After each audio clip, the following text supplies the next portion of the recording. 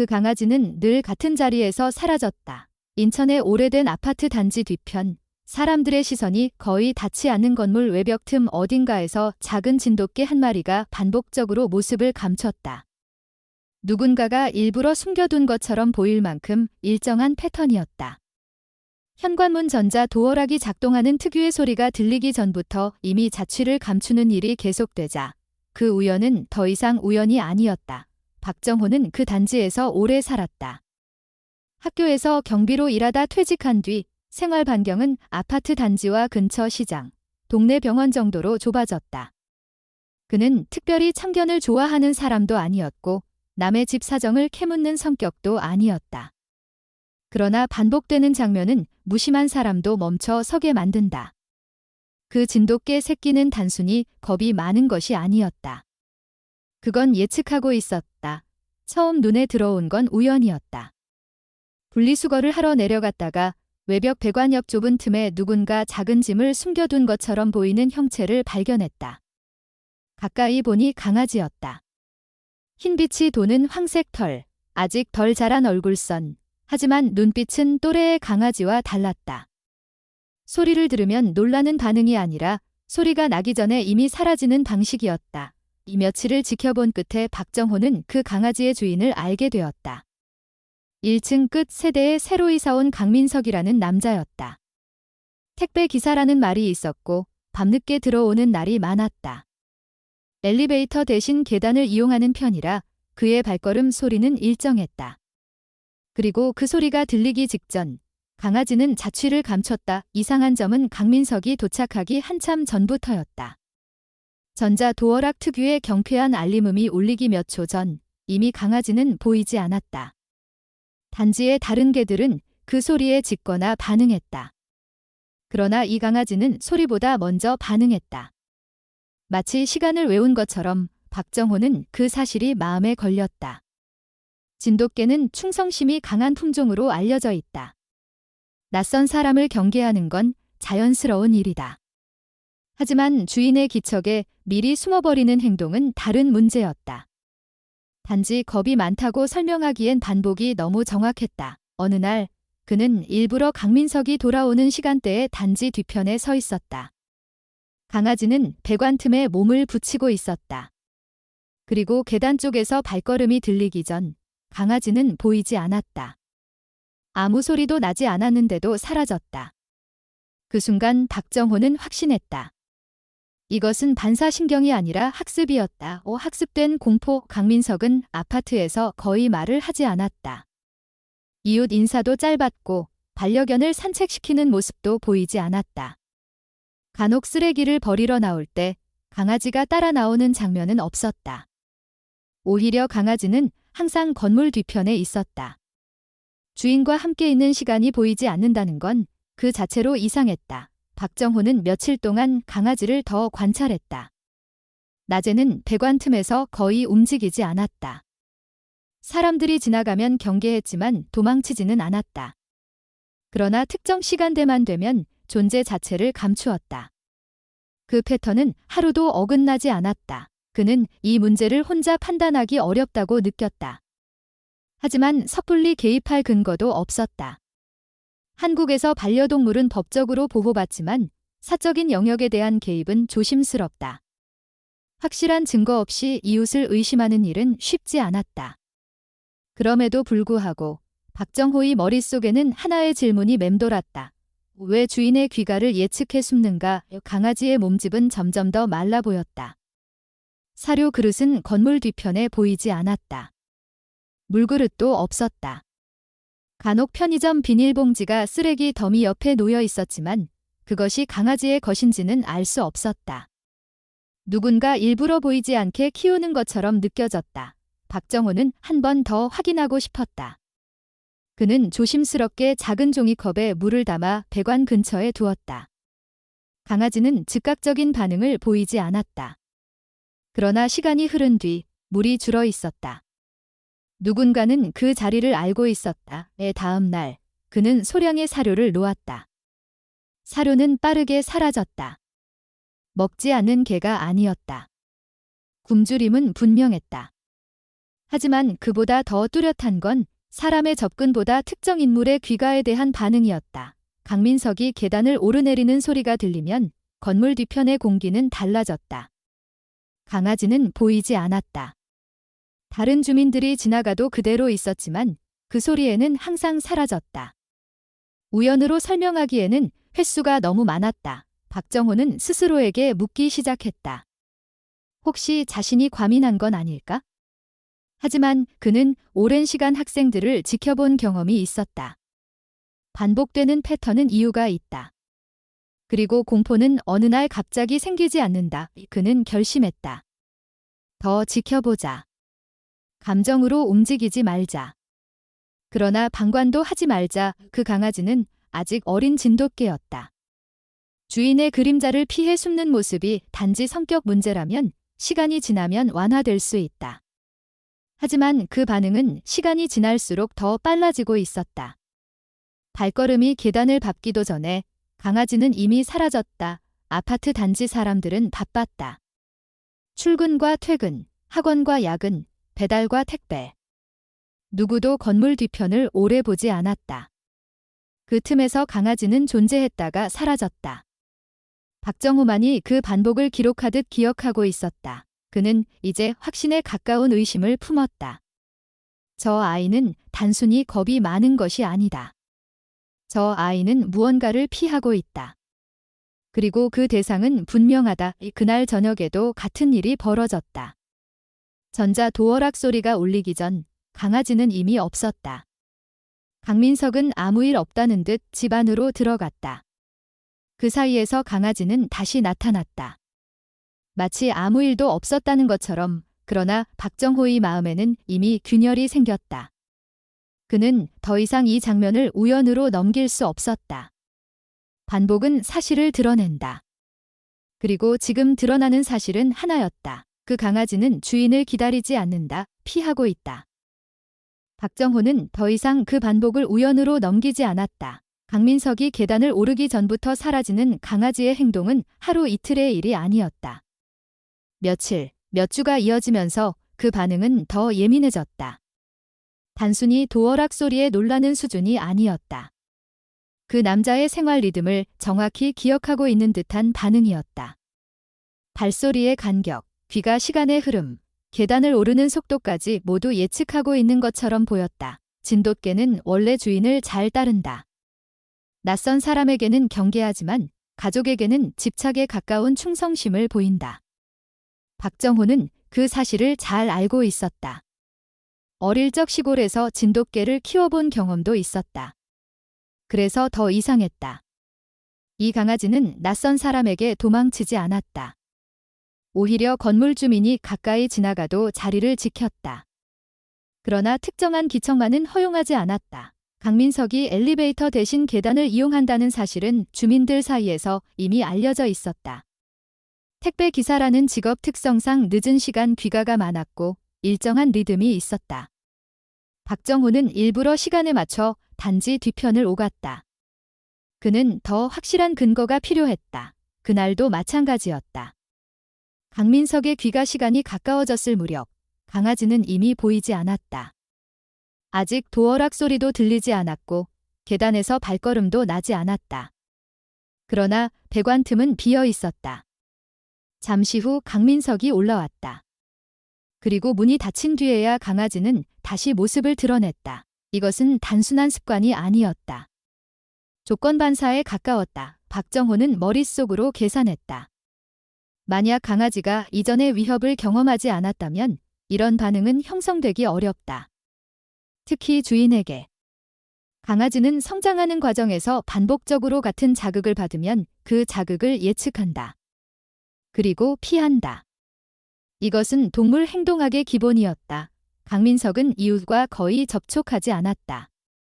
택배 상자가 쌓여 있는 날이 많았고 가끔 큰 소리로 전화 통화를 하는 모습이 들리기도 했다. 그러나 강아지를 데리고 산책하는 장면은 한 번도 보이지 않았다.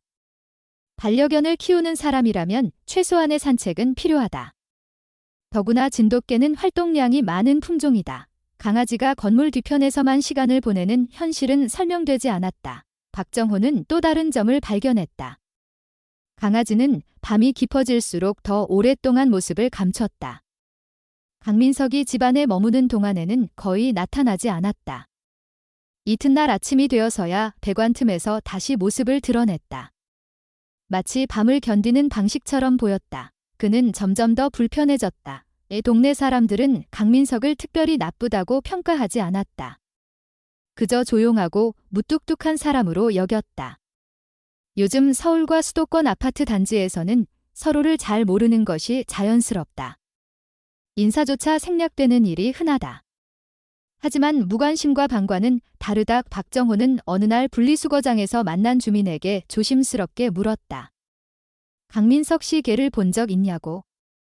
돌아온 대답은 비슷했다. 본 적은 있는데 늘 뒤에 있더라. 산책은 안 시키는 것 같더라. 그냥 그런가 보다 하고 넘겼다는 말이 덧붙었다. 그런가 보다가 박정호의 마음을 더 무겁게 만들었다. 강아지는 점점 더 말라 보였다. 배관 틈은 그 아이에게 유일한 자리였다. 사람을 피하지 않으면서도 특정한 존재만은 피하는 모습이 더 분명해졌다. 누군가가 의도적으로 겁을 주지 않는다면 형성되기 어려운 반응이었다. 어느 날 저녁, 강민석의 귀가가 늦어졌다. 박정호는 그 차이를 보기 위해 일부러 기다렸다. 강아지는 그날도 일정한 시간 무렵 사라졌다. 그러나 강민석은 그 시간에 오지 않았다. 한참 뒤에야 돌아왔다. 그 사이 강아지는 틈 안에서 나오지 않았다. 마치 미리 대비한 채 긴 시간을 버티는 것처럼 이제 박정호는 확신했다. 이건 단순히 귀가 소리에 놀라는 것이 아니다. 이건 예측과 대비다. 그는 자신의 판단이 과도한 추측이 아니기를 바랐다. 한국에서 동물학대는 사회적 문제로 떠오르고 있지만 증거 없이는 아무것도 할 수 없다. 괜히 이웃 사이에 갈등을 만들고 싶지도 않았다. 그러나 무언가 잘못되고 있다는 느낌은 점점 선명해졌다. 그날 밤, 강민석의 집안에서 무거운 소리가 났다. 무엇이 떨어진 듯한 소리였다. 그리고 잠시 후 아주 낮은 소리가 이어졌다. 그 소리는 짖음이 아니었다. 길게 끊기지 않고 이어지는 억눌린 울음에 가까웠다. 박정호는 그 소리를 듣는 순간 머릿속에서 퍼즐이 맞춰지는 느낌을 받았다. 강아지가 사라지는 이유, 미리 숨어버리는 이유, 이 밤이 되면 모습을 감추는 이유, 그 모든 것이 하나의 선으로 이어졌다. 그는 창밖을 오래 바라보지 않았다. 대신 귀를 기울였다. 소리는 금세 멈췄다. 그리고 다음 날 아침, 강아지는 다시 배관 틈에 있었다. 아무 일도 없었다는 듯이, 하지만 아무 일도 없지 않았다. 강아지의 눈은 더 깊어졌다. 사람을 향한 경계가 아니라 특정한 방향을 향한 긴장.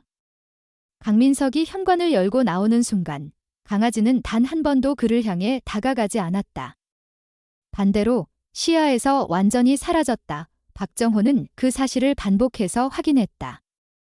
일부러 낮 시간에 강민석이 집을 나설 때도 지켜보았다. 강아지는 모습을 보이지 않았다. 문이 닫히고 계단 소리가 멀어지고 나서야 다시 나타났다. 이것은 명확했다. 강아지는 그 남자의 존재를 회피하고 있었다. 그리고 그 회피는 본능이 아니라 경험에서 비롯된 것이었다. 박정호는 결심했다. 더 이상 혼자만 알고 있을 수는 없었다. 하지만 아직 직접적인 행동은 할 수 없었다. 그는 증거를 모아야 했다. 반복되는 패턴, 사료의 부족, 산책의 부재, 밤마다 들리는 소리의 강아지는 어린 진돗개였다. 아직 완전히 자라지 않은 상태였다. 그런데도 이미 사람을 구분하는 법을 배웠다. 모든 사람이 아니라 한 사람만을 피하는 법을, 그것이 가장 무서웠다. 공포는 설명을 요구하지 않는다. 몸이 먼저 기억한다. 그리고 이 강아지는 몸으로 기억하고 있었다. 박정호는 더 지켜보겠다고 마음먹었다. 감정에 휘둘리지 않기 위해서가 아니라 확실하게 하기 위해서였다. 이건 단순한 오해일 수도 있다. 그러나 만약 아니라면 그는 외면할 수 없었다. 그날 저녁에도 같은 장면이 반복되었다. 강민석이 계단을 오르기 몇 초 전 강아지는 사라졌다. 문이 닫힌 뒤에야 다시 나타났다. 변함없는 반복, 변명할 수 없는 패턴. 이제 박정호의 마음속 의심은 거의 확신이 되었다. 그 강아지는 겁이 많은 것이 아니다. 그 강아지는 학습된 공포 속에 살고 있다. 그날 밤 들린 소리는 박정호의 판단을 더 이상 미룰 수 없게 만들었다. 둔탁한 충격음이 한 번 울렸고 곧이어 낮고 길게 이어지는 울음이 따라왔다. 지증과는 달랐다. 반항도 아니고 경계도 아니었다. 억눌린 소리였다. 잠시 후 모든 것이 조용해졌다.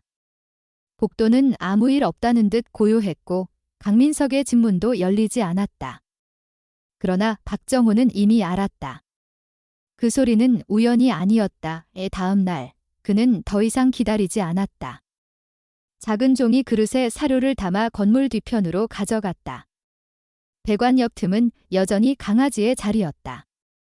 강아지는 그를 경계하지 않았다. 오히려 일정한 거리를 유지한 채 자리를 지켰다. 박정호는 사료를 내려놓고 물러났다. 잠시 후 사료는 빠르게 사라졌다. 그 속도는 굶주림을 말해주었다. 제대로 먹지 못하고 있다는 증거였다. 사료를 먹는 동안에도 강아지는 한 방향을 계속 의식하고 있었다. 1층 끝 세대가 있는 쪽이었다.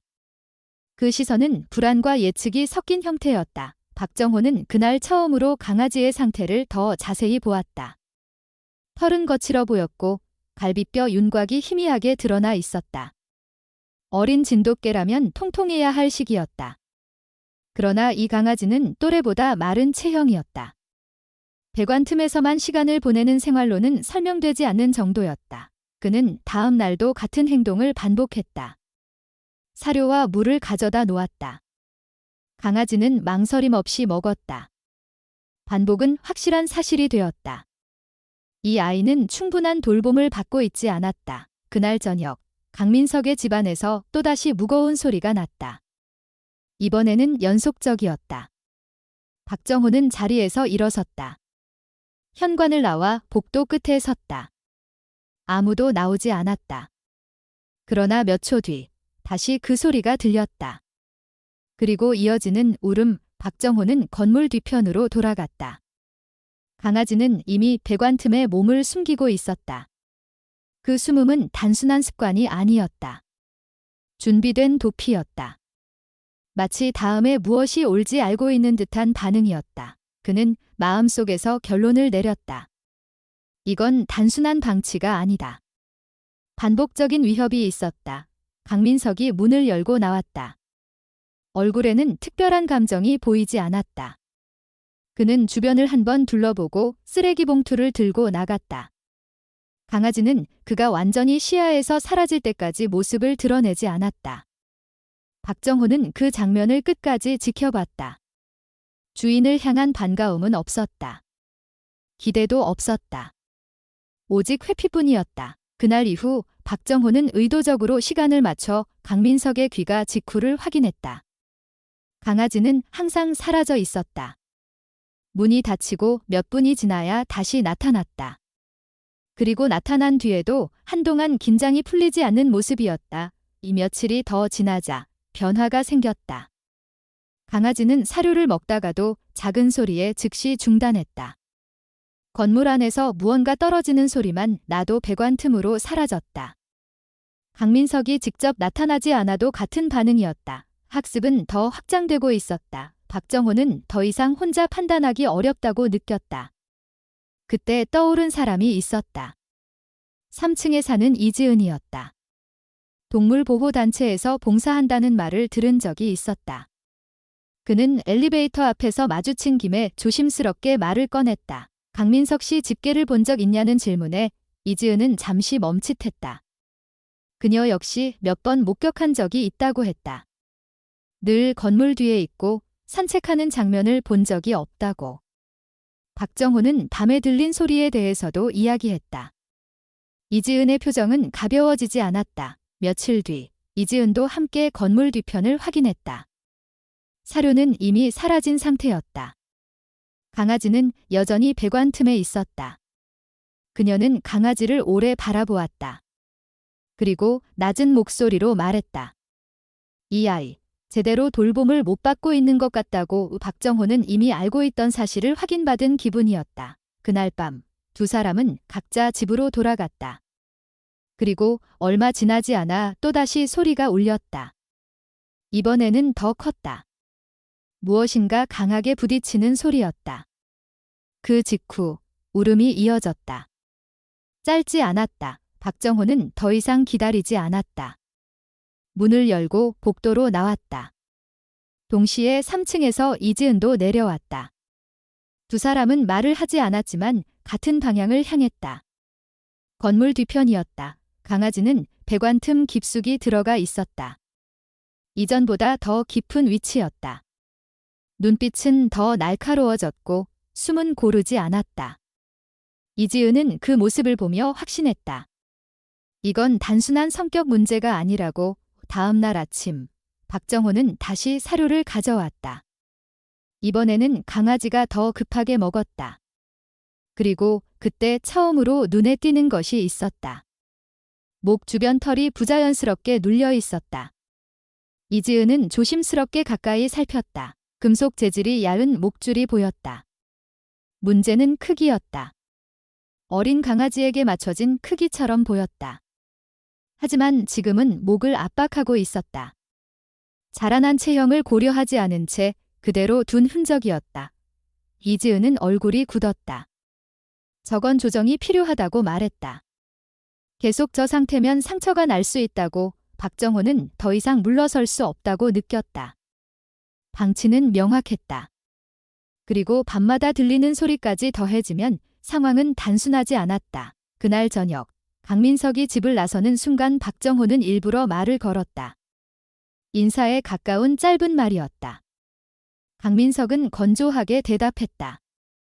개를 키우냐는 질문에 그는 짧게 그렇다고 했다.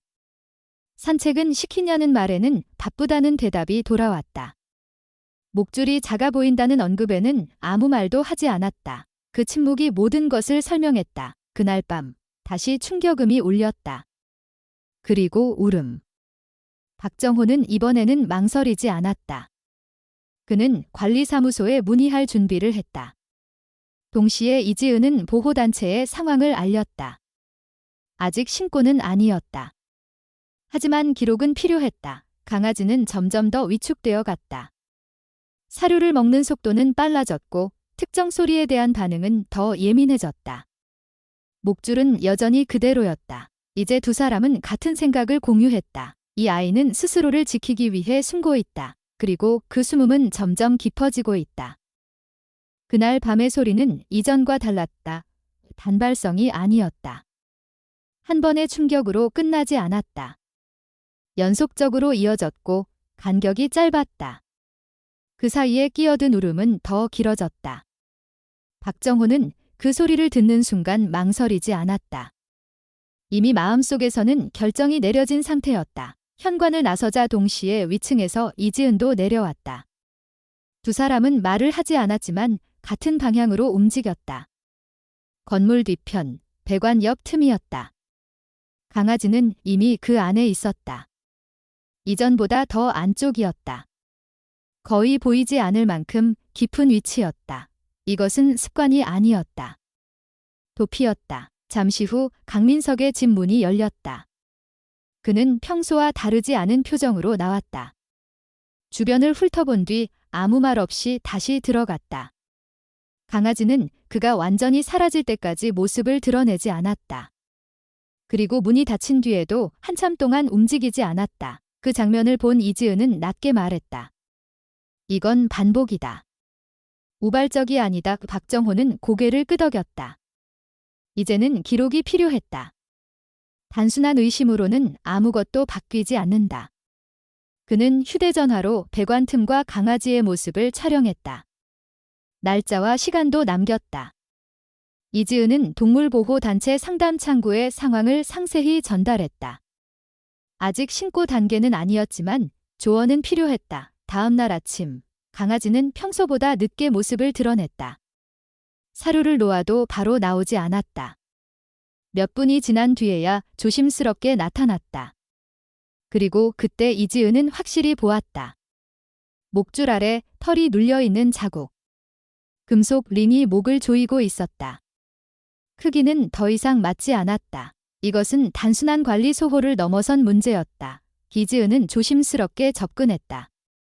강아지는 도망치지 않았지만 긴장은 여전했다.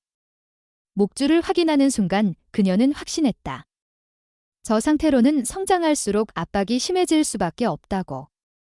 피부가 쓸리고 있을 가능성도 높다고. 박정호는 이를 더 이상 방치하면 안 된다고 느꼈다. 그러나 법적으로는 아직 강민석의 소유였다. 무단으로 목줄을 제거할 수는 없었다. 접근 방식이 필요했다. 그날 오후 박정호는 관리사무소를 찾았다. 직접적인 학대 증거는 없지만 반복되는 소음과 반려견 방치 의심에 대해 상담했다. 관리소장은 신중한 반응을 보였다. 민원은 접수하겠지만 사적 공간 개입은 어렵다는 말이었다. 공식적인 증거가 필요하다는 설명이 뒤따랐다. 이지은은 보호단체에서 받은 조언을 전했다. 목줄 압박은 방치에 해당할 수 있고 지속적인 소음과 울음이 동반되면 학대 의심 사례로 접수 가능하다고 했다. 다만 명확한 기록이 필요하다는 점은 같았다. 그날 저녁 두 사람은 다시 기다렸다. 강민석의 귀가 시간이 가까워지자 강아지는 먼저 사라졌다. 도어락 소리가 울리고 문이 닫히는 소리가 이어졌다. 몇 분 뒤 내부에서 둔탁한 소리가 또다시 들렸다. 그리고 짧지만 분명한 울음. 이번에는 다른 세대 문도 열렸다. 2층에 사는 주민이 복도로 나왔다. 소리가 들렸다고 했다. 박정호는 그에게도 상황을 설명했다. 목줄 상태와 반복되는 울음에 대해서. 그 주민은 놀란 표정으로 고개를 끄덕였다. 본인도 몇 차례 들은 적이 있다고 했다. 작은 연결이 시작되었다. 며칠 동안 같은 패턴이 반복되자 주민 몇 명이 자연스럽게 상황을 인지하게 되었다. 누구도 먼저 말을 꺼내지 않았지만 모두가 알고 있는 분위기가 형성되었다. 강아지는 여전히 건물 뒤편에 있었고 산책은 없었으며 목줄은 그대로였다. 그리고 변화가 일어났다. 어느 날 아침 배관 틈이 비어 있었다. 박정호는 순간 심장이 내려앉는 느낌을 받았다. 이지은도 같은 반응이었다. 강아지는 거의 같은 시간에 모습을 드러내는 아이였다. 그 자리가 비어 있다는 건 이상했다. 두 사람은 주변을 확인했다. 흔적은 바닥에 남아 있었다. 작은 발자국이 이어져 있었다. 걸음이 아니라 빠른 이동의 흔적처럼 보였다. 방향은 단지 뒤편 공터 쪽이었다. 박정호와 이지은은 그 방향을 따라갔다. 오래 걸리지 않았다. 강아지는 공터 한쪽에 있었다. 누워 있었다. 평소와 달리 틈에 숨지 않고 바깥에 있었다는 점이 이상했다. 가까이 다가가자 강아지는 고개를 들었다. 눈빛은 지쳐 있었다. 도망치지 않았다. 힘이 빠진 상태였다. 목줄은 여전히 조여 있었다. 그리고 그 아래 피부는 붉게 변해 있었다. 이지은은 더 이상 지체할 수 없다고 판단했다. 이 상태는 방치 이상의 문제라고. 목줄은 당장 제거가 필요하다고. 그러나 법적 절차 없이 제거하면 오히려 문제가 될 수 있었다. 박정호는 결정을 내렸다. 일단 집으로 데려가자고. 강민석은 그 시간 집에 없었다. 두 사람은 강아지를 조심스럽게 이동시켰다. 박정호의 집으로 데려왔다. 물을 주고 사료를 주었다. 강아지는 천천히 먹었다. 이전처럼 급하지 않았다. 그러나 긴장은 여전히 남아 있었다. 그날 저녁 강민석이 귀가했다. 그리고 곧바로 상황을 인지했다. 그의 목소리는 높아졌다. 개가 보이지 않는다고? 몇 분 뒤 박정호의 집 문을 두드렸다. 문이 열리자 강민석은 강아지를 확인했다. 그의 표정은 굳어 있었다. 이지은도 함께 있었다. 박정호는 침착하게 설명했다. 목줄 상태와 반복되는 울음, 주민들이 들은 소음에 대해 말했다. 강민석은 부정했다. 개가 겁이 많을 뿐이라고. 산책을 안 시킨 건 바빠서라고. 목줄은 그냥 놔둔 것뿐이라고. 일부러 조인 게 아니라고. 그 말은 상황을 해결하지 못했다. 그 사이 복도에는 몇 명의 주민이 모였다. 소리가 컸기 때문이다. 강아지는 박정호 뒤에 머물러 있었다. 강민석을 바라보는 시선은 명확했다. 그에게 다가가지 않았다. 그 장면은 말보다 분명했다. 이지은은 목줄을 지적했다. 저 상태는 위험하다고. 조치가 필요하다고. 몇몇 주민이 고개를 끄덕였다. 그들은 이미 소리를 들은 사람들이었다. 강민석은 잠시 침묵했다. 그리고 낮게 말했다. 귀찮으면 그냥 데려가라고. 그 말은 예상보다 빨랐다. 박정호와 이지은은 서로를 보았다. 주민들 사이에 조용한 긴장이 흘렀다. 강민석은 더 이상 주장하지 않았다. 그는 등을 돌렸다. 그리고 집으로 들어갔다. 문이 닫히는 소리가 복도에 남았다. 강아지는 여전히 박정호 뒤에 있었다. 이번에는 배관 틈이 아니라 사람의 등 뒤였다. 그러나 두 사람은 아직 안심하지 않았다. 상황은 끝난 것이 아니었다. 단지 첫 단계가 넘어갔을 뿐이었다. 강민석이 등을 돌린 뒤에도 복도에는 쉽게 흩어지지 않는 공기가 남아 있었다. 그의 말은 짧았다. 귀찮으면 데려가라는 말에 그러나 그 말이 의미하는 바는 단순하지 않았다.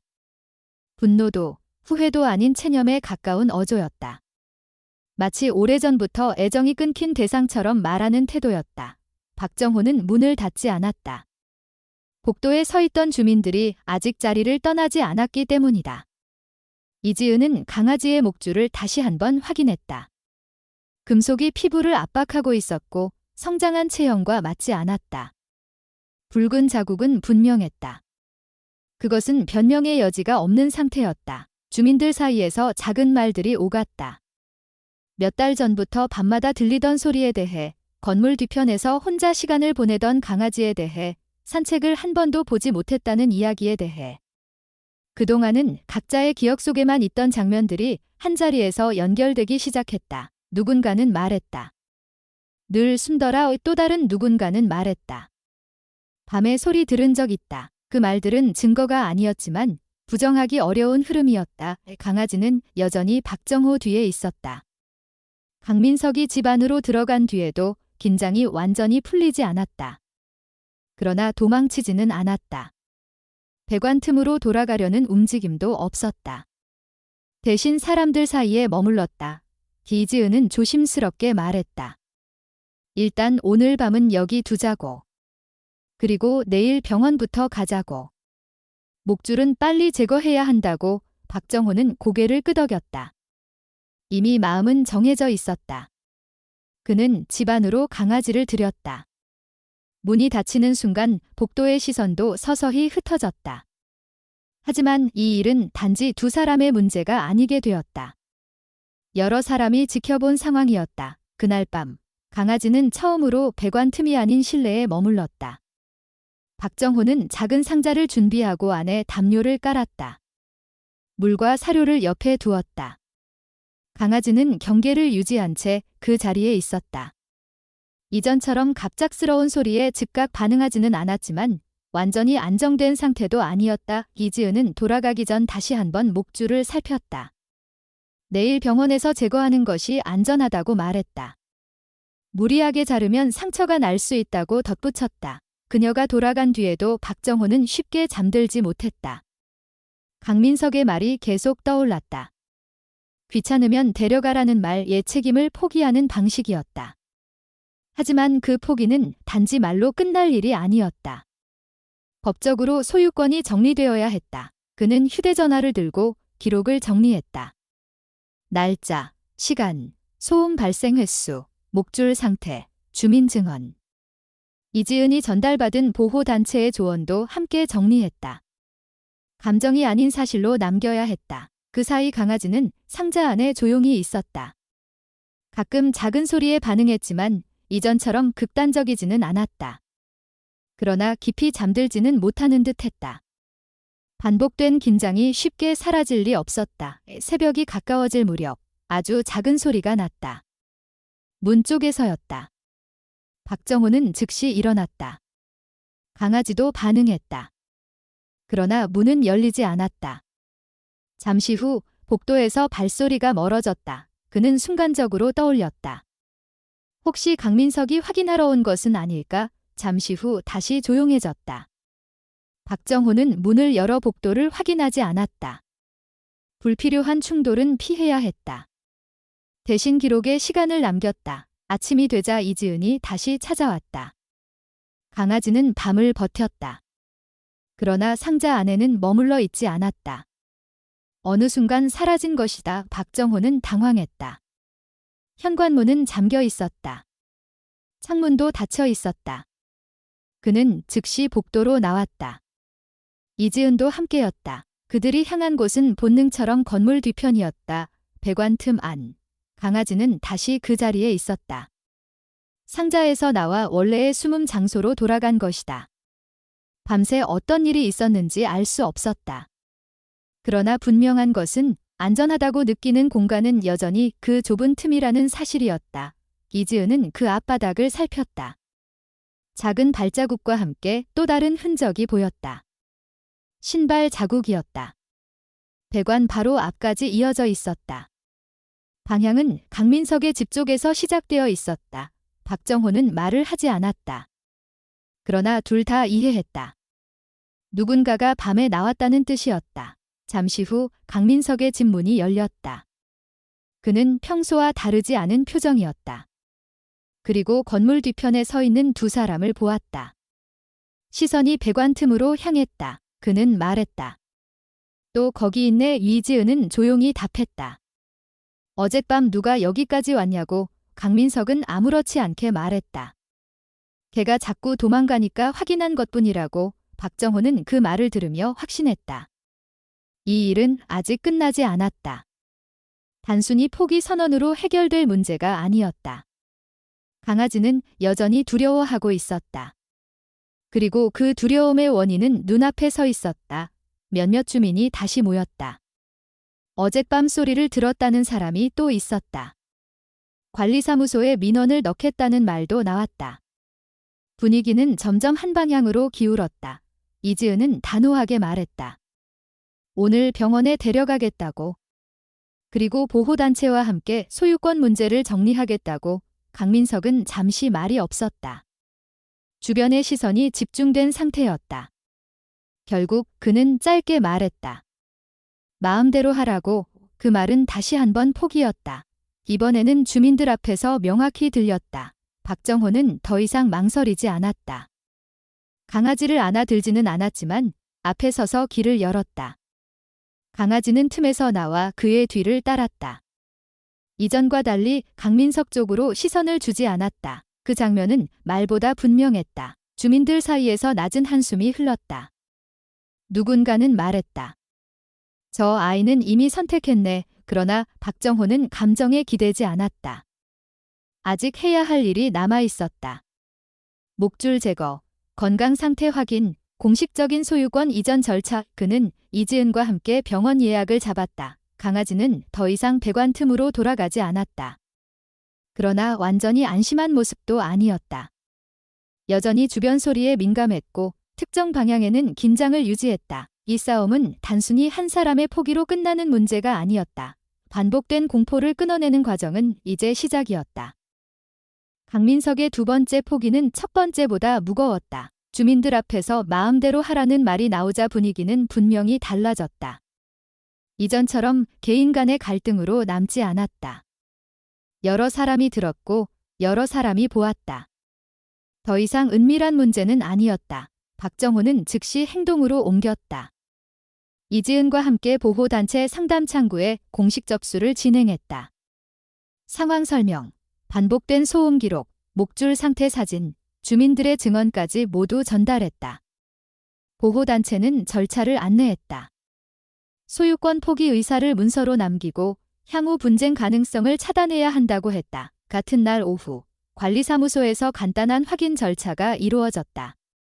강민석은 서류에 서명했다. 반려견 소유권을 포기한다는 내용이었다. 그 과정에서 그는 특별한 감정을 드러내지 않았다. 사과도 없었고 설명도 없었다. 그저 서명을 마치고 돌아갔다. 주민 몇 명이 그 장면을 지켜봤다. 작은 박수가 나왔다가 금세 멈췄다. 누구도 축하하는 분위기는 아니었다. 대신 묵직한 정리의 느낌이 남았다. 강아지는 그 시간 내내 박정호 곁에 있었다. 소리가 커져도 배관 틈으로 달려가지 않았다. 대신 박정호의 발치에 머물렀다. 그 선택은 반복되었다. 이전과 다른 패턴이었다. 서류 절차가 끝난 뒤 이지은은 말했다. 이제 병원부터 가야 한다고. 목줄은 더 이상 미룰 수 없다고. 이 병원 예약은 이미 잡혀 있었다. 보호단체에서 협력하는 동물병원이었다. 이동 과정에서도 강아지는 크게 저항하지 않았다. 다만 특정 방향에서 들리는 소리에는 여전히 긴장을 유지했다. 완전히 풀린 상태는 아니었다. 병원에 도착하자 수의사는 기록을 확인했다. 보호단체 상담 내용도 전달되어 있었다. 목 주변을 살펴본 뒤 수의사의 표정은 단호해졌다. 지금 상태는 분명히 조치가 필요한 상황이라고 말했다. 목줄은 생각보다 더 단단히 조여 있었다. 성장 과정에서 조정되지 않은 금속 고리는 피부를 지속적으로 압박하고 있었다. 붉은 자국은 초기 염증 단계였다. 방치가 더 이어졌다면 상처로 발전할 가능성이 높았다. 수의사는 특수 공구를 준비했다.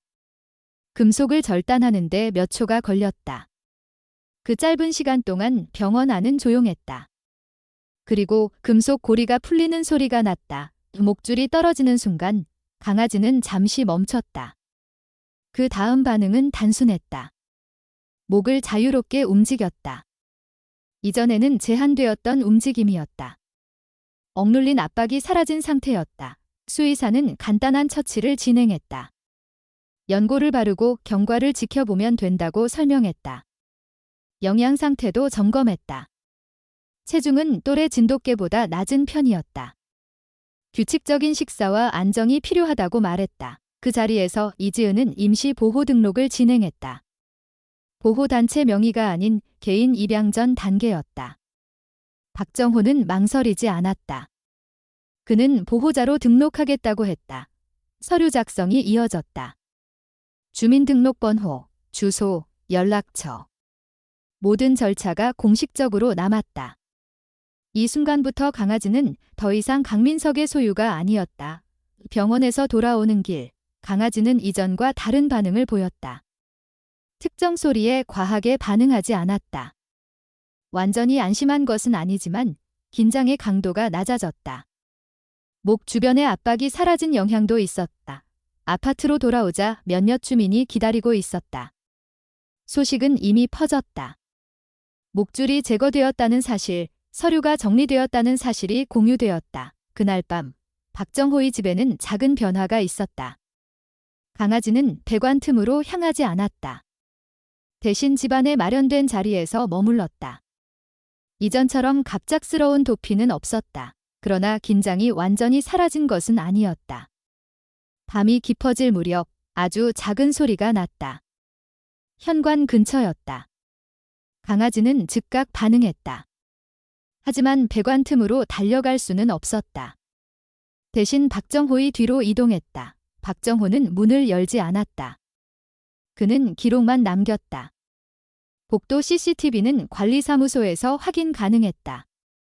다음 날 확인한 결과 그 시간에 강민석이 복도를 지나간 흔적이 있었다. 아직 완전히 끝난 것이 아니었다. 이지은은 보호단체에 이 사실을 추가로 전달했다. 만약 위협 행위가 지속된다면 접근 금지 요청도 가능하다고 안내받았다. 박정호는 조용히 상황을 지켜보기로 했다. 서류상 소유권은 이미 정리되었다. 법적으로 문제될 행동은 삼가야 했다. 다음 날 강민석은 복도에서 박정호와 마주쳤다. 그는 아무 말도 하지 않았다. 시선도 오래 두지 않았다. 지나쳐 갔다. 그 침묵은 이전보다 길었다. 그날 이후 밤마다 복도에서 들리던 발소리는 줄어들었다. 완전히 사라진 것은 아니지만 배관 앞까지 이어지는 신발 자국은 더 이상 보이지 않았다. 강아지는 점차 패턴을 바꾸었다. 낮에는 박정호 곁에 머무는 시간이 늘어났다. 사료를 먹는 속도는 느려졌다. 급하게 삼키지 않았다. 소리에 대한 반응도 완화되었다. 이지은은 매일 확인했다. 목 주변 염증은 서서히 가라앉고 있었다. 상처는 깊지 않았다. 조기에 발견한 덕분이었다. 주민들 사이에서는 작은 변화가 있었다. 엘리베이터에서 만날 때마다 강아지 이야기가 나왔다. 누군가는 간식을 건넸고 누군가는 이름을 묻기도 했다. 아직 이름은 정해지지 않았다고 박정호는 답했다. 이제 강아지는 단지의 존재가 되었다. 숨는 아이가 아니라 보호받는 아이로, 그러나 완전한 안정까지는 시간이 필요했다. 특정 방향에서 들리는 발걸음 소리에는 여전히 긴장이 남아 있었다. 특히 계단을 오르는 일정한 간격의 소리에는 미세한 반응이 있었다. 학습된 공포는 하루 만에 지워지지 않는다. 박정호는 서두르지 않았다. 매일 같은 시간에 사료를 주고 조용히 이름을 부르지 않은 채 곁에 두었다. 강요하지 않았다. 선택은 강아지의 몫이었다. 이 며칠이 지나자 눈빛이 달라졌다. 이전의 깊은 경계 대신 확인하는 시선으로 바뀌었다. 완전히 믿는 것은 아니지만 도망치지 않는 선택을 반복했다. 그 선택이 가장 큰 변화였다. 강민석은 더 이상 문제를 일으키지 않았다. 관리사무소에서도 추가 민원은 접수되지 않았다. 보호단체에서는 일정 기간 모니터링을 이어가겠다고 했다. 한 번의 서명으로 모든 것이 해결된 것은 아니었다. 그러나 방향은 분명히 바뀌었다. 이제 강아지는 배관 틈을 유일한 피난처로 사용하지 않았다. 그 대신 사람의 곁에 머무르는 선택을 조금씩 늘려가고 있었다. 반복되던 숨음은 멈추고 있었다. 그 자리를 대신하는 것은 아직 완전하지 않은 신뢰였다. 서류가 정리되고 병원 치료가 시작된 이후에도 완전한 안정은 바로 오지 않았다. 강아지는 더 이상 강민석의 소유가 아니었지만 기억은 여전히 남아 있었다. 특정한 발소리, 일정한 간격으로 울리는 계단 소리, 도어락 알림음과 비슷한 전자음에 미세하게 반응했다. 이전처럼 즉각적으로 사라지지는 않았지만 긴장은 분명히 존재했다. 박정호는 그 긴장을 억지로 지우려 하지 않았다. 대신 반복을 바꾸기로 했다. 같은 시간에 사료를 주고 같은 자리에 물을 두고 매일 같은 목소리로 낮게 말을 건넸다. 강요하지 않았고 만지려 들지도 않았다. 선택은 항상 강아지에게 맡겼다. 이 며칠이 지나면서 변화는 조금씩 나타났다. 사료를 먹는 속도가 안정되었고 갑작스러운 소리에 대한 반응 강도도 줄어들었다. 무엇보다 배관 틈을 향한 본능적인 도피가 눈에 띄게 줄어들었다. 그 장소는 여전히 건물 뒤에 존재했지만 더 이상 유일한 안전지점은 아니었다. 기지은은 보호단체에 경과를 정기적으로 보고했다. 건강 상태는 회복 중이었고 목 주변 염증도 거의 사라졌다. 체중은 서서히 늘고 있었다. 수의사는 안정이 가장 큰 치료라고 말했다. 물리적 상처보다 심리적 긴장이 더 오래 남는다고도 덧붙였다. 아파트 주민들의 태도도 달라졌다. 엘리베이터에서 강아지를 보면 말을 걸었고 간단한 간식을 건네는 이들도 있었다. 모두가 무리하지 않았다. 아이가 도망치지 않는다는 사실 자체가 작은 기쁨이 되었다. 어느 날 저녁, 관리사무소에서 연락이 왔다. CCTV 확인 결과 더 이상 강민석이 배관 근처에 접근하는 장면은 포착되지 않았다고 했다. 접근 금지 요청까지는 필요하지 않을 것 같다는 판단이었다. 박정호는 안도했다. 갈등을 키우지 않고 정리되는 것이 가장 바람직했다. 그날 밤 강아지는 박정호 곁에서 잠들었다. 깊은 잠은 아니었지만 이전처럼 작은 소리에 즉각 반응하지는 않았다. 긴장이 서서히 풀리고 있었다의 다음 날 박정호는 결정을 내렸다. 이름을 지어야겠다고 위지은과 상의 끝에 한 단어가 떠올랐다. 하늘. 그동안 좁은 틈 안에서만 시간을 보내던 아이에게 넓은 의미를 주고 싶었다. 이름은 단순했지만 상징은 분명했다. 박정호는 조용히 불러보았다. 하늘. 강아지는 처음에는 반응하지 않았다. 그러나 며칠 동안 같은 이름을 반복하자 부름에 고개를 들기 시작했다. 도망치지 않았다. 그 작은 반응은 큰 변화였다. 산책도 시작했다. 처음에는 짧은 거리였다. 단지 안을 벗어나지 않았다. 줄은 느슨하게 잡았다. 억지로 끌지 않았다. 하늘은 주변 소리에 민감했지만 도망치지 않았다. 몇 걸음 뒤로 물러날 때도 있었지만 다시 제자리로 돌아왔다. 진돗개 특유의 충성심은 서서히 방향을 바꾸고 있었다. 한 사람을 피하던 기억이 다른 사람을 따르는 선택으로 전환되고 있었다. 주민들 사이에서는 이 일이 자연스럽게 이야기되었다. 누군가는 말했다. 다행이다. 누군가는 말했다. 우리가 조금 더 빨리 알았어야 했다고. 그 말에는 후회와 반성이 섞여 있었다. 강민석은 그 이후로 조용했다. 엘리베이터에서 마주쳐도 말을 하지 않았다. 더 이상 시선을 오래 두지도 않았다. 문제를 확대하지 않고 물러난 선택은 갈등을 최소화했다. 주민들도 그 이상을 요구하지 않았다. 하늘은 점점 단지의 일부가 되었다. 아이들이 이름을 부르면 천천히 다가갔다. 이전처럼 몸을 낮추지 않았다. 특정 발소리에 대한 과도한 반응은 거의 사라졌다. 박정호는 변화를 지켜보며 생각했다. 공포는 반복으로 만들어지고 신뢰도 반복으로 만들어진다고. 어느 날 그는 일부러 건물 뒤편으로 걸어갔다. 배관 틈은 여전히 그 자리에 있었다. 예전과 달라진 것은 단 하나였다. 하늘은 그 틈을 향해 가지 않았다.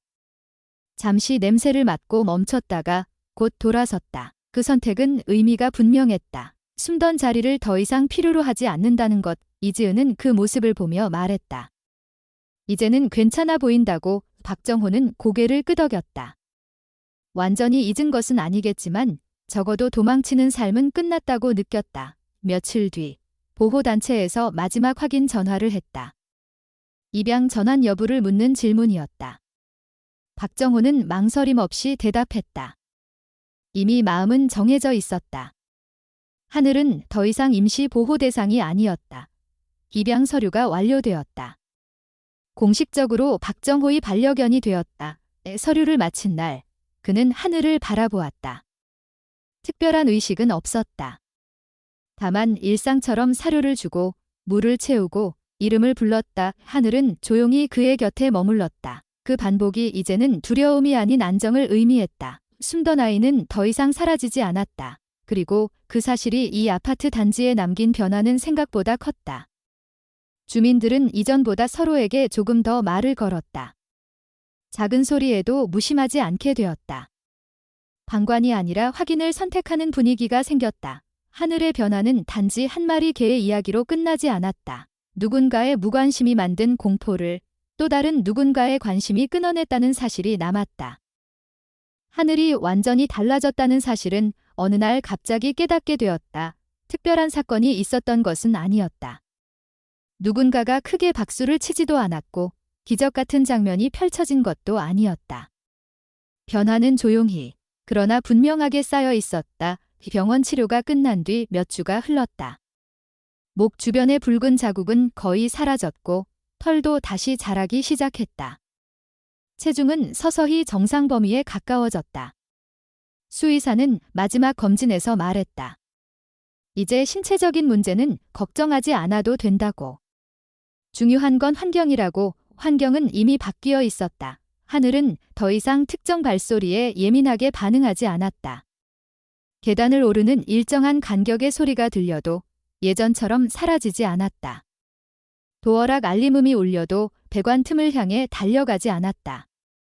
대신 박정호의 방향을 확인한 뒤 제자리에 머물렀다. 그 작은 차이는 그동안의 시간을 증명했다. 산책 시간은 점점 늘어났다. 처음에는 단지 안에서만 움직였지만 이제는 인근 공원까지 걸어갔다. 하늘은 주변을 탐색했다. 낯선 개를 만나도 과하게 움츠러들지 않았다. 경계는 있었지만 공포는 아니었다. 박정호는 서두르지 않았다. 하늘이 멈추면 함께 멈췄고 돌아보면 기다렸다. 억지로 앞으로 끌지 않았다. 선택을 존중하는 방식이었다. 어느 날 오후 박정호는 다시 한번 건물 뒤편으로 걸어갔다. 이곳은 모든 일이 시작된 자리였다. 배관 옆 좁은 틈은 여전히 그대로였다. 변한 것은 하늘의 반응뿐이었다. 왜 하늘은 그 앞에 잠시 섰다. 냄새를 맡고 고개를 들었다. 예전 같으면 바로 몸을 숨겼을 공간이었다. 그러나 이번에는 달랐다. 잠시 머물다가 박정호 쪽으로 돌아섰다. 그리고 배관을 지나쳐 걸었다. 그 선택은 명확했다. 과거의 피난처를 더 이상 필요로 하지 않는다는 것. 박정호는 그 순간을 오래 기억하기로 했다. 숨는 법을 배웠던 아이가 이제는 숨지 않아도 된다는 사실을 스스로 확인한 날이었다. 아파트 주민들도 변화를 체감했다. 엘리베이터 안에서 하늘은 더 이상 구석으로 몸을 붙이지 않았다. 아이들이 이름을 부르면 천천히 다가갔다. 누군가 간식을 내밀면 망설임은 잠시뿐이었다. 이지은은 가끔 단지를 방문했다. 하늘의 상태를 확인하고 보호단체에 최종 보고를 마쳤다. 공식적으로 사건은 종료되었다. 학대 의심 기록은 남았지만 추가 조치는 필요하지 않다는 결론이 내려졌다. 강민석은 여전히 같은 동에 살고 있었지만 문제는 재발하지 않았다. 그는 조용히 지냈고 주민들과의 접촉도 최소화했다. 누구도 그를 몰아세우지 않았다. 대신 각자 자신의 책임을 돌아보는 분위기가 생겼다. 누군가는 말했다. 우리가 조금만 더 일찍 봤다면. 또 다른 누군가는 말했다. 그래도 늦지 않았다고. 하늘은 이제 박정호의 집에서 완전히 자리를 잡았다. 밤이 되어도 불안하게 깨어있지 않았다. 깊이 잠들었다가도 작은 소리에 고개만 들 뿐이었다. 다시 숨으려 하지 않았다. 어느 날 저녁, 박정호는 거실 바닥에 앉아 하늘을 바라보았다. 별다른 생각 없이 그저 조용히 있었다. 하늘은 그의 곁에 몸을 기대고 있었다. 강요된 복종이 아니라 선택한 자리였다. 그는 문득 깨달았다. 그동안 하늘이 원했던 것은 특별한 것이 아니었다는 것을. 넓은 공간도 값비싼 사료도 아니었다. 그저 예측 가능한 일상, 반복되어도 두렵지 않은 소리, 다가와도 위협이 되지 않는 사람, 그것이면 충분했다. 며칠 뒤, 박정호는 작은 명찰을 주문했다. 이름은 하늘이라고 새겼다. 연락처도 함께 적었다. 목줄은 부드러운 재질로 바꾸었다. 크기는 여유 있게 맞추었다. 목을 조이지 않도록 몇 번이고 확인했다. 하늘은 그 목줄을 거부하지 않았다. 예전과 달리 압박이 없다는 것을 몸이 먼저 알았다. 아파트 게시판에는 작은 글이 붙었다. 반려동물은 함께 책임지는 존재라는 내용이었다. 관리사무소와 보호단체 연락처도 함께 적혀 있었다.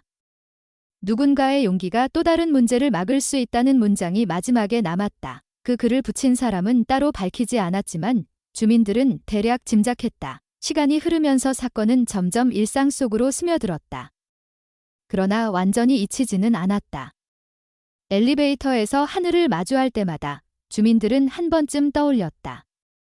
우리가 그때 나섰다는 사실을. 하늘은 더 이상 사라지지 않았다. 도어락 소리가 울려도, 계단에서 발소리가 들려도 숨을 필요가 없다는 것을 배웠다.